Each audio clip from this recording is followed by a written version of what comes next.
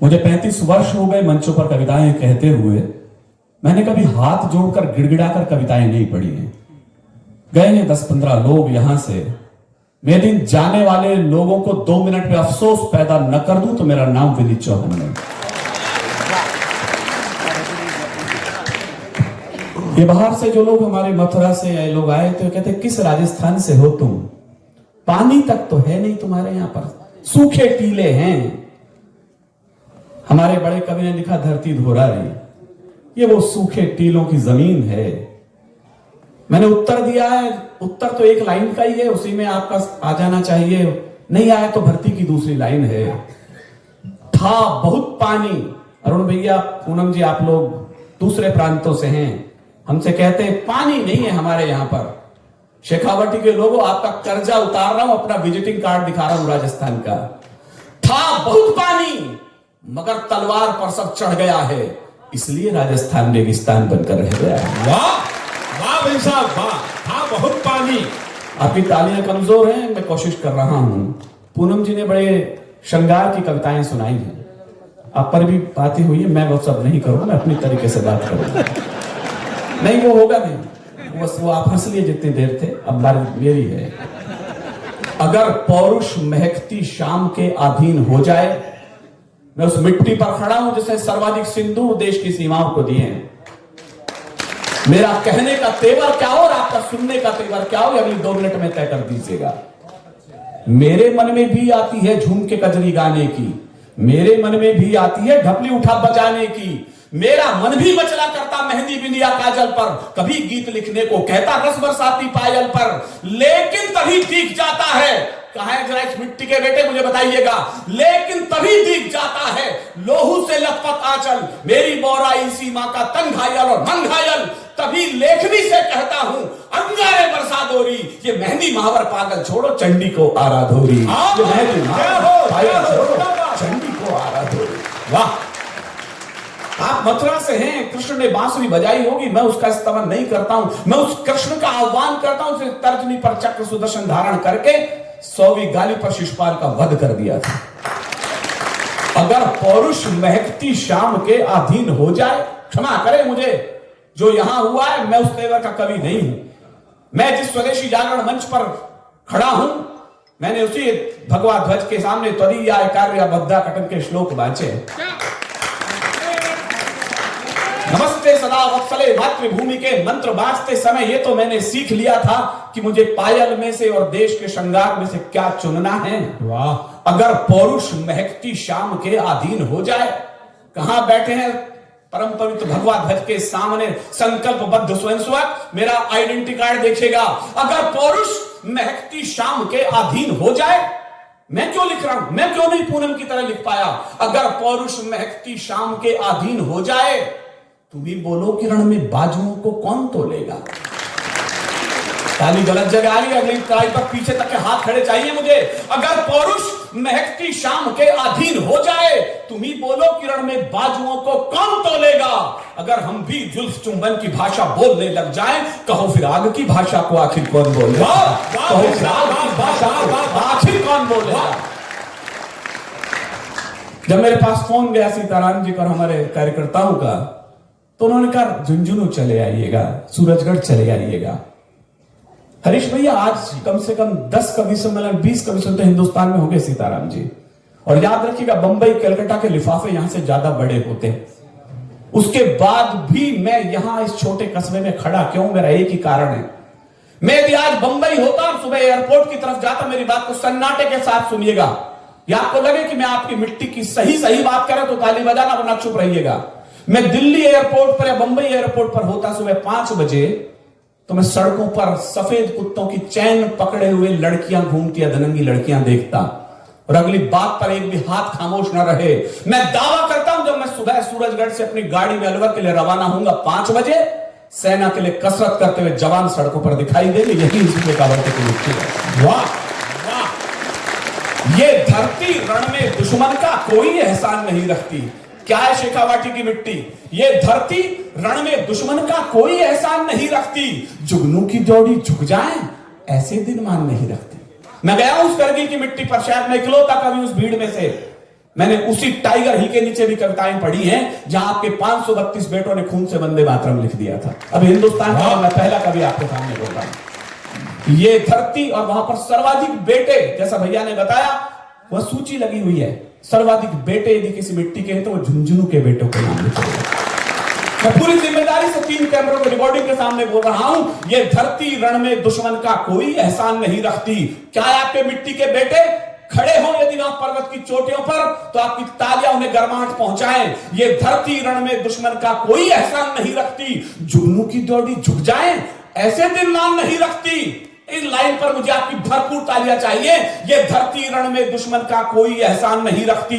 जुगनू की दौड़ी झुक जाए, ऐसे दिन मान नहीं रखती। और सीमा पर दुश्मन की जाकर जो मां का दूध लजा आए, ये मिट्टी ऐसी कोई भी कायर संतान नहीं रखती। ये मिट्टी ऐसी कोई भी कायर संतान नहीं रखती। ये मिट्टी ऐसी कोई भी। प्रणाम, अभिनंदन।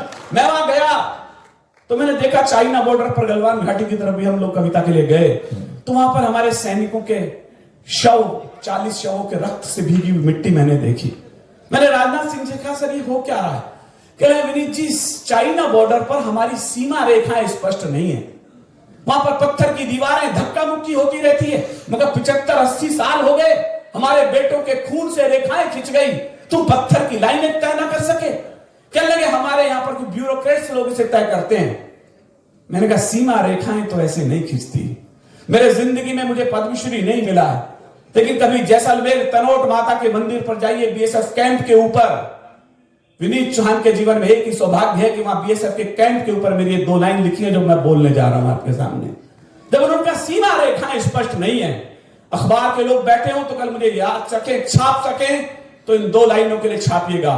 मैंने कहा सीमा नहीं खिंचा करती हैं कागज बिछी लकीरों से। सूरजगढ़ के बेटो, मुझे निराश मत करना, मैं अपना कलेजा निकाल रहा हूं कि सीमा नहीं खिंचा करती हैं कागज बिछी लकीरों से। ये घटती बढ़ती रहती हैं वीरों की शमशीरों से। वो घटती बढ़ती रहती हैं वीरों की शमशीरों से। ये घटती बढ़ती रहती हैं वीरों की शमशीरों से। कहले जब देखो राजस्थान के कवियों को खून बहाते रहते हैं। किसके लिए? इस मिट्टी है, सूखे रेत के लिए। पानी नहीं है, खून बहा रहे, क्यों? मैंने कहा जैसलमेर बॉर्डर से पाकिस्तान ज्यादा दूर नहीं है। 2 लाइन और सुन लो। काश ईश्वर से प्रार्थना करता हूं, मां सरस्वती से, ऐसी 2 लाइन मुझसे और लिखवा ले तो मैं खुद को कवि होने का भ्रम पाल लूंगा। लोगों ने कहा इतनी सूखी मिट्टी है, खून क्यों बहा रहे हो? मैंने कहा चिनगारी के पास रहें, 4 भी समझदार श्रोता इस भीड़ में हैं, तो मेरा कविता लिखना सार्थक है, आपका सुनना सार्थक है। मैंने कहा चिनगारी के पास रहें तो शौले और भड़कते हैं, कायर बैरी ललकारे तो बाजू स्वयं फड़कते हैं। कहां समझदार श्रोता किस कोने में बैठे, मुझे पता लग जाएगा कि चिनगारी के पास रहें तो शौले और भड़कते हैं, कायर बैरी ललकारे तो बाजू स्वयं फड़कते हैं। मातृभूमि का एक कण भी उड़कर उस पार नहीं जाए, इस कारण सूखी मिट्टी पर शोणित रोज छिड़कते। मुझे अच्छा लगा, आप कविता का आवाज रख दिया आपने। मुझे अच्छा लगा कि कविता समझने वाले लोग, यार हम बंबई कविता सुनाने जाते हैं, सच्ची श्रोता यहां बैठे हुए।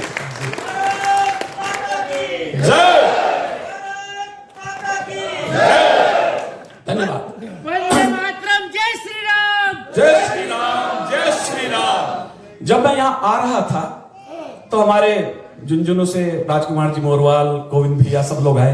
कहले विनीत जी आज ऑपरेशन सिंदूर पे कुछ सुनाइएगा। मैं कहा जरूर सुनाऊंगा। मैं क्यों? अरे खिला वो पाकिस्तान से आतंकवादी आते हैं, उनके खिलाफ आप पाकिस्तान पर गरजिएगा। माफ कीजिएगा साहब, मुझे घर के गद्दारों से फुर्सत मिले तो मैं पाकिस्तान से बात करूं। बहुत बड़ी बात, बहुत सच्ची बात। मैं बिना बात नहीं बोल रहा हूं। मैं आपसे पूछना चाहता हूं सर, जो कुछ लाल किले के सामने विस्फोट किया गया था, क्या वो लोग पाकिस्तान से आए थे? जी नहीं, वो आपके यहां के लोग थे। जिन लोगों ने फरीदाबाद में विस्फोट किया था वो सामान्य लोग नहीं थे, वो डॉक्टर्स, एमबीबीएस डॉक्टर थे। अब तो इस बात पे भी शक होने लगा है कि हमें इन तथाकथित, इस शब्द को समझिएगा, इन तथाकथित लोगों के, धर्मावलंबी लोगों के डॉक्टरों से इलाज कराएं भी कि न कराएं। वाह! अब तक लोग कह रहे थे बेपड़े जाहिल लोग करते हैं, एमबीबीएस डॉक्टर्स लोग शामिल मिले उसके अंदर में। आपको तो घाव पर मरहम लगाना चाहिए था। बड़ी बात। मैं उन डॉक्टर से कह रहा हूं, और लोग कहते मजहब नहीं होता कोई आतंकवाद का, तो फिर हर आतंकवादी एक ही मजहब का क्यों निकलता है सर? बड़ी बात। डॉक्टर्स तक उस मजहब के लोगों ने काम किया। मैं लानत भरी 4 लाइन बोल रहा हूं, आपको तो घाव पर मरहम लगाना चाहिए था। वो जेल में है डॉक्टर इस समय, लेकिन आपकी तालियां थप्पड़ की तरह उनके पास पहुंचे। आपको तो घाव पर मरहम लगाना चाहिए था, आपको तो जहर को अमृत बनाना चाहिए था। अगले लाइन ठग से लगे तो तालियों में तब्दील कीजिएगा। आपको तो घाव पर मरहम लगाना चाहिए था, आपको तो जहर को अमृत बनाना चाहिए था, और जिंदगी देनी थी तुमको, मौत बांटी है मगर चुल्लू भर पानी में तुमको डूब जाना चाहिए था। वाह, जिंदगी देनी थी तुमको, मौत बांटी है। क्या बात करूं मैं इन लोगों से करूं? मोइन शादाब का एक शेर सुन लीजिएगा, इससे ज्यादा तलख बात मैं आज कह नहीं सकता था। सांप जब तक आस्तीनों के न मारे जाएंगे। करते रहिए आप देशभक्तियां, वो अपनी जगह पर हैं। करते रहिए आप ध्वज प्रणाम, करते रहिए आप क्रमिका 1, 2 अर्धवर्ता प्राचले घर चले, जो भी आप कर रहे हैं, लेकिन उससे पहले जरूरत समझ लीजिएगा, सांप जब तक आस्तीनों के न मारे जाएंगे। एक एक हाथ मुझे हवा में लहरा दे इस बार। सांप जब तक आस्तीनों के न मारे जाएंगे, हौसला कितना भी हो हम जंग हारे जाएंगे, और दुश्मनों के संग तो हम फिर करेंगे फैसले, पहले घर के जाहिलों के सर उतारे जाएंगे। वाह, पहले घर के जाहिलों के सर उतारे। ये है विनीत चौहान जी। वाह, पहले घर के जाहिलों के सर उतारे जाएंगे। तब मैंने कहा कि आतंकी कैसे घुस आए लाहौरी दरबारों से, कश्मीर में वो लोग आ गए। मैं पूछना चाहता हूं, सुकरात ने लिखा है सर, जब भी आप एक उंगली सामने वाले की तरफ करते हैं तो 3 उंगलियां आपके गिरेबान की तरफ भी झांकती हैं। मैं पाकिस्तान से बात नहीं कर रहा, मैं अपने देश के प्रधान से पूछना चाहता हूं, ऐसे टाइगर के रहते हुए ऐसे कायर सियार यहां तक पहुंचे कैसे? मैं जानता हूं कि आप कहां ठप्पा लगाते हैं, बस किसी का नाम विनीत चौहान है। मैं पहला कवि हूं जिन्हें अटल जी बिहारी वाजपेयी जी के साथ भी कविताएं पढ़ी हैं लाल किले से। मोदी जी के सामने मैंने 16 बार कविताएं पढ़ी है, मेरी किताब का विमोचन मोदी जी ने किया है। लेकिन उसके बावजूद मैं उनके चरण चुंबन की भाषा बोलूं, ये तो हमारे बहुत पहले हमारे एक प्रचारक थे गोपी जी भाई साहब, उन्होंने सिखा दिया था कि जब भी राष्ट्र में और व्यक्ति में से चयन करना पड़ जाए तो राष्ट्र को पहले स्थान पर रखना, व्यक्ति को दूसरे स्थान पर रखना। बहुत आतंकी कैसे घुसाए लाहौरी दरबारों से? अब जरा दुशाले उतार लीजिए, और इस मिट्टी की वंदना में आपने स्वर गाए हैं सुबह सुबह प्रातः काल 6 बजे प्रभात शाखा में, तो स्वयं भाग कार्य आपके सामने आपकी बात कर रहा है। आतंकी कैसे घुसाए लाहौरी दरबारों से? लगता है कुछ चूक हुई है अपने पहरेदारों से, वरना खून नहीं बहता यूं भारत मां के लालों का। अगर पहले उत्तर दे देते इन सारे भूचालों का, हम मौन रहे, खामोश रहे, कांटों की बात लगा बैठे, इस शांति शांति के चक्कर में आधा कश्मीर गंवा बैठे, इस शांति के चक्कर में आधा कश्मीर गंवा बैठे। अगर हम ही इनकी लाशों को कांधों पर सदा नहीं ढोते, डरे हुए लोग ताली नहीं बजाएंगे, जो तबीयत से मर्द बैठे उनकी ताली मुझे चाहिए, वरना खामोश रहिएगा। अगर हम ही इनकी लाशों को कांधों पर सदा नहीं ढोते, ये लश्कर फश्कर हुजी सब दुनिया में कहीं नहीं होते, ये लश्कर फश्कर हुजी सब दुनिया में कहीं नहीं होते। मत कहो पड़ोसी मुल्कों से, मंच का ध्यान चाहता हूं मैं, मत कहो पड़ोसी मुल्कों से आतंकी आंधी मंद करो, तुम अपने मिनियाते स्वर को शेरों की तरह बुलंद करो। ये हमले पल में रुक सकते थे, आगे बढ़कर हुंकार भरो, इन आतंकी अड्डों पर बस बम्बों की तुम बौछार करो। आतंकी अड्डों पर बस जय हो। कैसी बौछार, किसकी बौछार?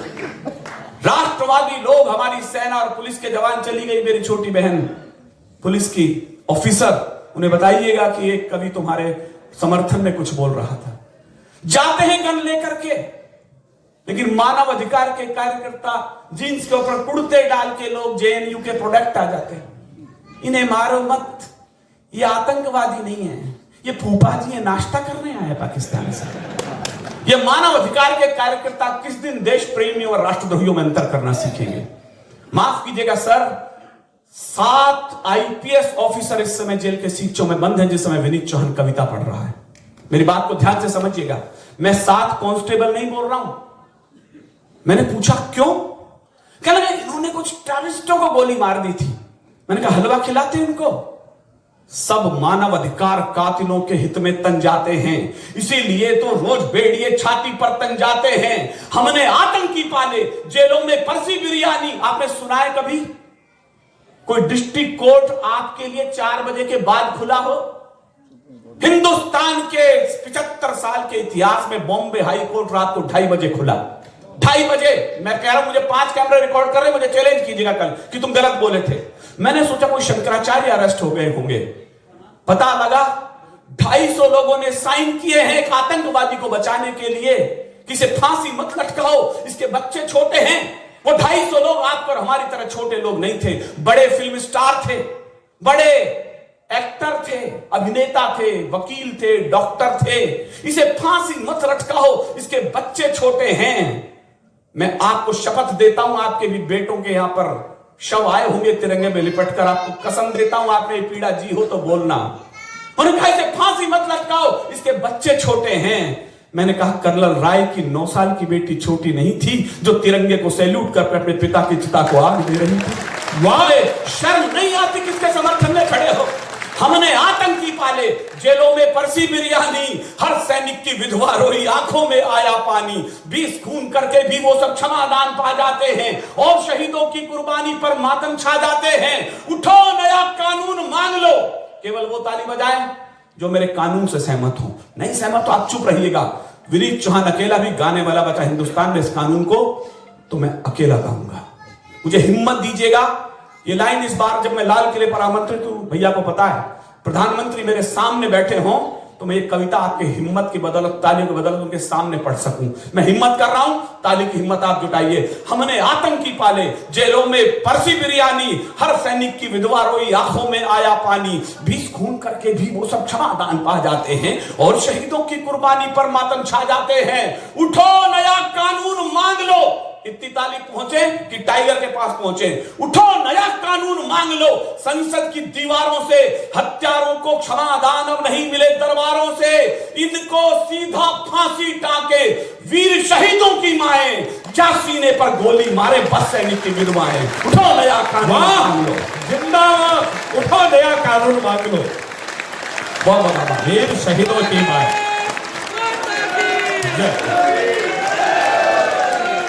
जय शिवा सरदार की। बहुत बहुत शुक्रिया। एक छोटी कविता मैं सुना देता हूं।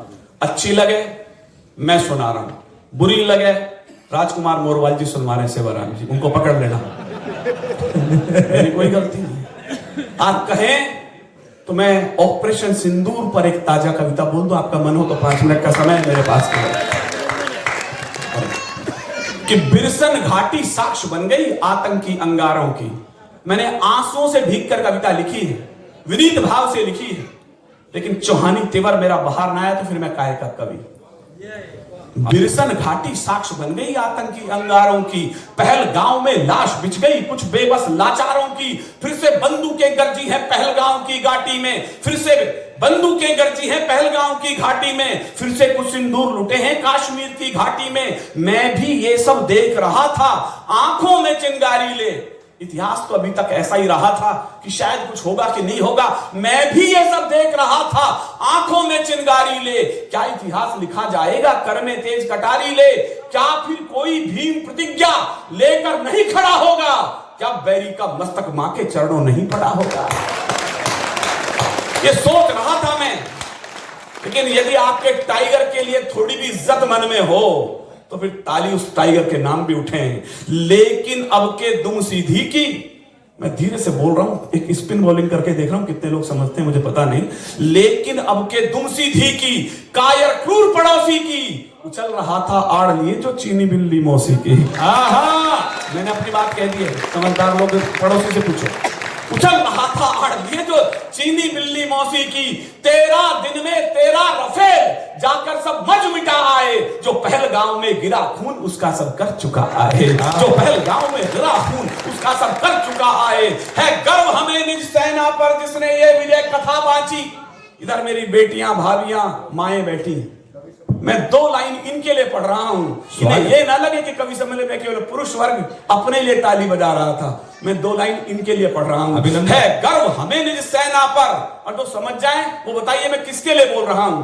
है गर्व हमें निज सेना पर, जिसने ये विजय कथा बांची, इस बार बेटियां दुश्मन के सिर पर चंडी बनकर नाची। वाह, बेटियां दुश्मन के सिर पर चंडी बनकर नाची, इस बार बेटियां दुश्मन के सिर पर चंडी बनकर नाची। लेकिन मुझको क्यों लगता है, अब मुझे लग जाएगा भाजपा वाले कहां बैठे हैं और एक आध कांग्रेसी कहां फंसा हुआ है। अब दिल कैड़ा कर लेना, बाद में कहो सेवाराम जी से भाई साहब किसको बुलाया आपने, वो तो अपने खिलाफ पड़ गया दिखता है। तो चेयरमैनशिप खतरे में नहीं आया इसलिए जल्दी बोल रहा हूं। लेकिन मुझको क्यों ये लगा हो, तो फिर कह रहा हूं देश को बड़े स्थान पर रखना। विनीत चांद हिम्मत से बोल रहा है, स्वागत। ले आपको भी लगा हो ऐसा जब युद्ध विराम हुआ। लेकिन मुझको क्यों लगता है ये सांप ठीक से मरा नहीं। मैंने बात कह दी, आप चुप रह गए। लेकिन मुझको क्यों लगता है ये सांप ठीक से मरा नहीं, फन पूरा कुचला जाना था पर पैर ठीक से धरा नहीं।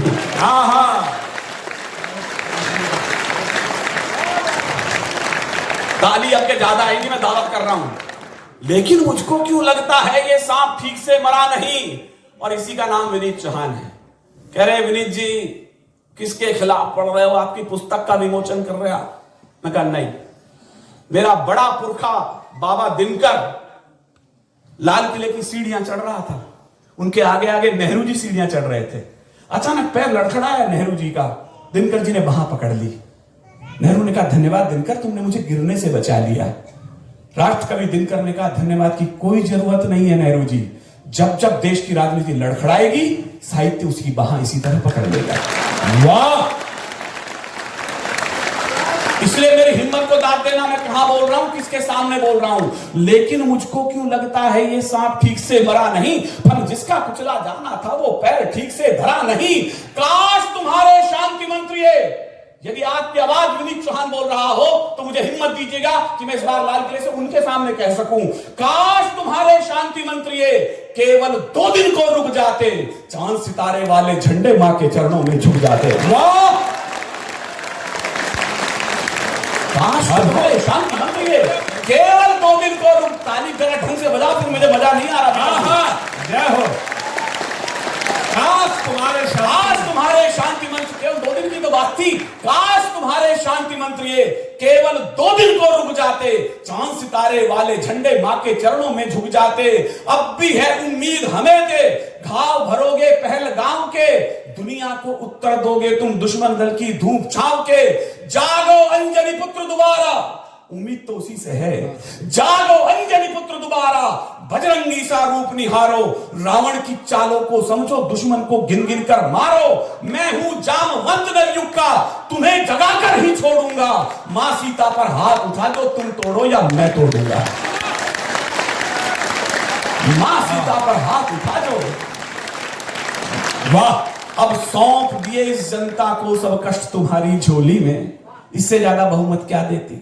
बीएमसी जिता दी, बिहार जिता दिया, 14 से जीती रहे हो।